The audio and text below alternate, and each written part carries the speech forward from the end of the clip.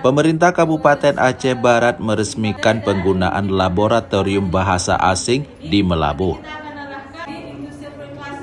Bupati Aceh Barat Haji Ramli MS mengatakan peresmian laboratorium 4 bahasa asing tersebut sengaja digratiskan kepada masyarakat sebagai upaya wujud kepedulian pemerintah daerah dalam meningkatkan penguasaan bahasa asing.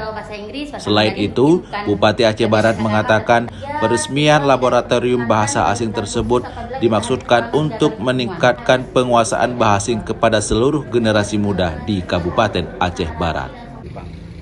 Tentunya mereka meminta orang-orang yang sudah standar kerja. Nantinya ini rentetan juga dari bahasa ini Pak, apa peserta ini kan udah dilatih nantinya itu berpotensi untuk dikirim ke Jepang. Sangat berpotensi. Karena mungkin inilah yang Dalam kesempatan ini, Bupati Aceh Barat juga mengatakan dalam beberapa tahun mendatang sebanyak 5.000 putra-putri Aceh Barat dapat menguasai bahasa asing. Dari Aceh Barat, Kantor Berita Antara, Teuku Dedi Iskandar mewartakan. Jadi biasanya yang belajar dasar itu lebih mudah ketimbang kadang kalau kita udah belajar